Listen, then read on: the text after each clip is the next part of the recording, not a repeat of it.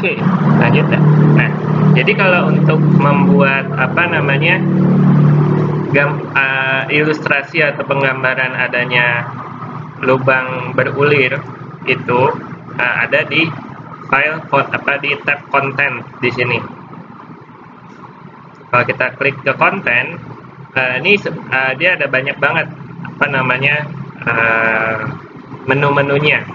Ada ini screw template, screw connection, ini kita akan pelajari di pertemuan berikutnya. Kalau shaft generator juga demikian, steel shapes dan lain sebagainya. Nah, cuman kalau untuk saat ini yang lebih umum kita pelajarin dulu, ada through hole, blind hole, tap through hole sama tap blind hole. Oke. Nah, dari artinya dulu. Kalau through hole artinya dia lubang yang tembus. Jadi dia tembus, nggak ada ulirnya sama sekali. Kalau blind hole, dia artinya lubang yang istilahnya tidak sampai penuh, hanya dengan kedalaman tertentu. Dan kalau kita lihat juga sendiri, kalau blind hole, secara realitanya dia memang ujungnya itu pasti ada sisa borannya ya, nggak mungkin pasti rata, kayak gitu. Oke, nah itu bisa diatur di sini. Dan kalau nah kalau tap through hole itu sama seperti through hole, cuman dia ada tulisan tab. Tab itu artinya sudah diberikan ulir. Begitu juga dengan tab blind hole, jadi sama dengan blind hole tapi dia memiliki ulir. Nah, contohnya seperti apa? Saya kasih contoh langsung yang tab through hole aja ya, karena kalau untuk blind hole dan through hole itu mungkin nggak terlalu banyak dipakai, cuman banyak dipakai yang tab through hole. Nah, tab through hole di sini dia banyak jenisnya. Ada UNC, regular thread inch, terus fine thread inch dan lain sebagainya.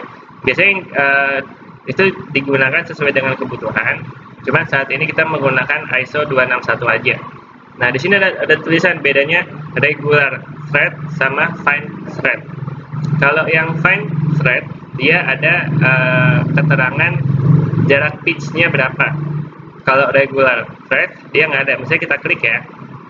Nah, di sini kalau misalnya kita klik yang regular thread, dia ada muncul front sama top.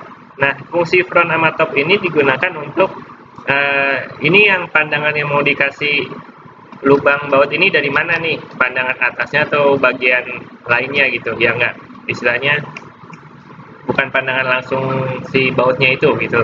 Kalau dari atas sama itu bisa diartikan sendiri lah maksudnya gimana. Kalau misalnya kita pakai yang front ya, dia bakal minta specify insertion point. Kita buat asal dulu aja, misalnya di mana ya nanti. Nah, saya di sini nih. Kita buat di sini. Terus dia minta specify hole length.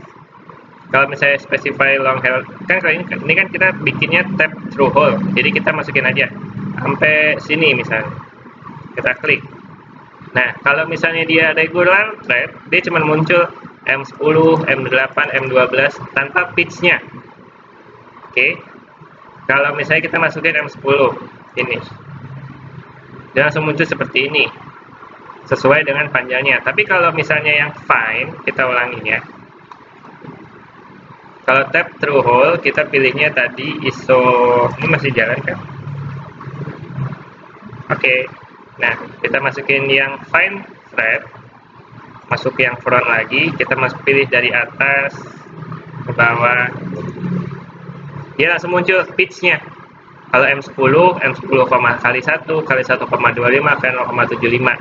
Biasanya yang paling banyak digunakan adalah yang fine thread, karena untuk lebih presisi sama lebih nyocokin ke bautnya lebih gampang kayak gitu.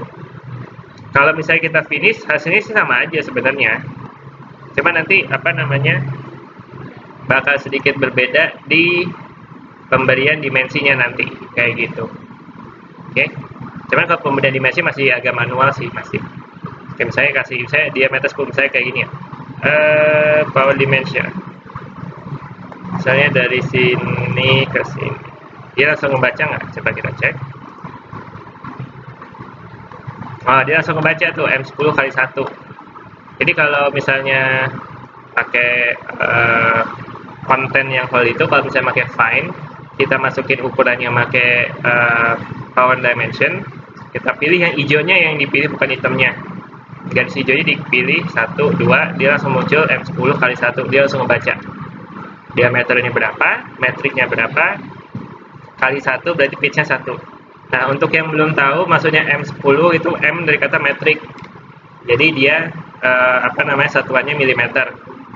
Kalau misalnya inci dia beda lagi kayak gitu. Seperti itu. Nah, kalau misalnya tadi kalau kita masuk lagi kan ada nih yang dari atas. Saya kalau dari atas kayak gini deh caranya. Terus kita bikin kotak ya. Kita bikin kotak ukuran 50 kali 50.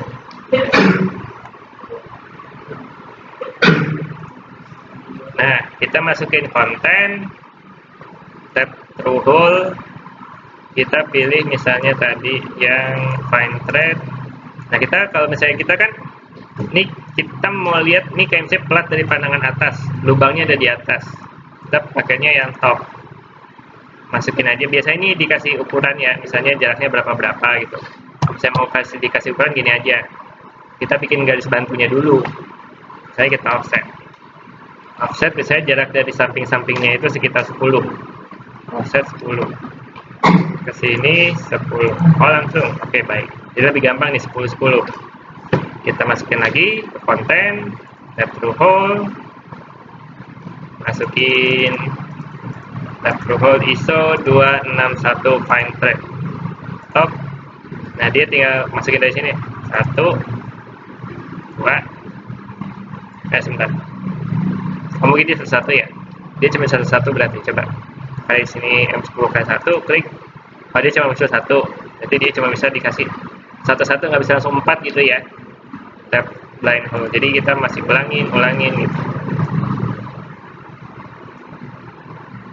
ISO 261 fine thread top, sekali lagi. Jadi karena dia bilang specify insertion point, bukan pointers, nggak ada S nya, dia cuma 1 poin. Terus kalau dia minta specify rotation angle, itu nggak begitu ngaruh sih sebenarnya, cuman kalau misalnya dijadiin langsung aja di sini klik 2 kali, masukin M1 finish. Ini ada 2 kayak gitu ya, ini kayak gitu, dari top sama dari sini. Terus kalau dilihat ukurannya gimana, kita lihat aja power dimension ini.